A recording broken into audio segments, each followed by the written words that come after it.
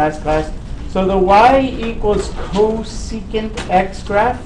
Cosecant is the reciprocal of sine, okay? And so to graph y equals cosecant x, it looks like the way you graph y equals cosecant x is by graphing y equals sine of x, okay? You guys know what y equals sine of x looks like, right? Goes up, down, up, down, okay? And so you graph this, graph y equals sine of x, and then since these are reciprocals, what's the reciprocal of 0? Am I recording? Uh-oh, I'm not recording. I gotta record. Am I recording? I am recording. Am I recording? Yes? You sure? Where? I'm recording, sorry. Okay. So, going back, so the reciprocal of, what's the reciprocal of 0? 0. No, it's not. It's undefined, okay? Because 0 could be 0 over anything, right? And in the case of sine, it's 0 over 1. So in this case, the reciprocal of 0 over 1 is 1 over 0. So what you end up getting everywhere you have a 0 on the sine graph is an asymptote on the cosecant graph, okay? So it kind of looks like this. So to graph cosecant, you graph sine. And the sine function, God bless you, okay? The sine function has values, maximum of what? 1 and a minimum of -1. So everywhere you see a 1, what's the reciprocal of 1? What's the reciprocal of 1? No, the reciprocal of 1 is just 1, okay? So when I graph the sine function, they both have y values at 1, and the reciprocal of -1 is also -1, and the reciprocal of 1 is 1. And so you have points at the same place that these have maximums and minimums. But as these values go down, what happens to the reciprocal of those values? What's the reciprocal of 1/2? 2. What's the reciprocal of 1/6? 6. 6, right? So as I get very small y values, the reciprocal of those values get very big, okay? Let me hide this, okay? So the reciprocal of those values get very big, and what I end up getting is a graph that looks like this. So the pink one is y equals, the pink one is y equals cosecant of x. This is pink, all right? It repeats itself every 2 pi, so the period is 2 pi, okay? Let me just write some other things. The domain x, okay? X cannot be equal to n times pi, because every multiple of pi, I have a 0, which gives me an asymptote, okay? The range, who can tell me the range of this function? You have to make it into a union of 2 sets. What's the lowest y goes? What's the lowest y goes? It goes from -infinity up to and including -1, right?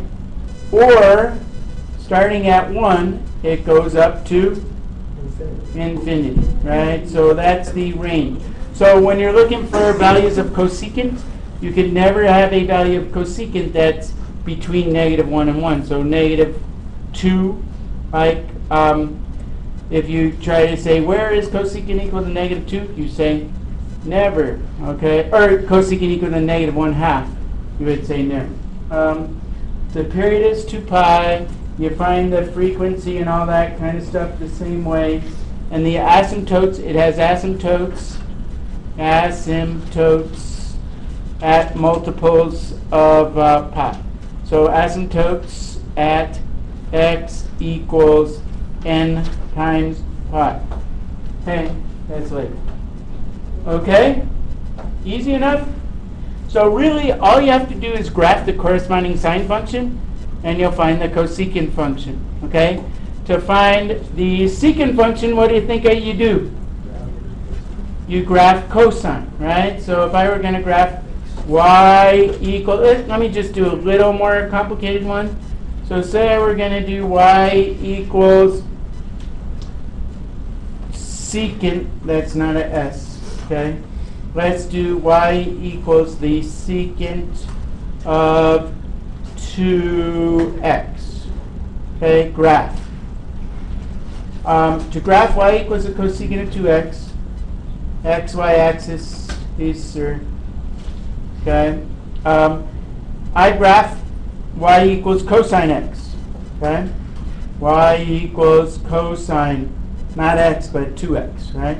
So what's the only transformation of this one is what's happening to the period of it. What's the period of this graph? What's pi, okay? So the period of pi, so it's doing one cosine loop, right, in pi radians. It's going to start at 1, go down to -1. It's going to look something like this and like this.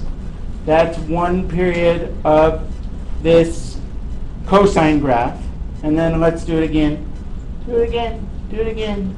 2 pi. Okay? And then it's going to go down and like that. Like that. Oh, I didn't move that 2 pi over enough. Okay. But it comes up here and does another one. And then everywhere I have a 0, I have an asymptote. And everywhere I have a 1, I have a 1. Okay? So if I were going to graph this, I'm going to put in asymptotes, pink asymptotes. Uh-oh, I'm not on my line tool. Let's do pink asymptotes. Pink, pink, pink asymptotes. There you go. So I'm going to draw an asymptote there, an asymptote there, an asymptote there, asymptote there. And my graph is not very accurate. Those should all be equally spaced. And then when I sketch in the graph, it's going to look like here. Okay, whoa, that's cool. Gonna have a point here. It's going to go down. Whoa. Okay, it's going to go up. Okay, it's going to go down. And this point here. And then it's going to continue. Whatever you do when you graph these, if you're sketching the graph, if you cross over those asymptotes, I'll get mad and take off a point. Okay?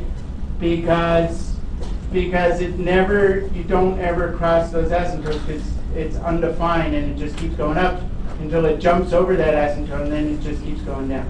Okay, so this is the graph. This one, oh look, is equal to y equals cosecant of x.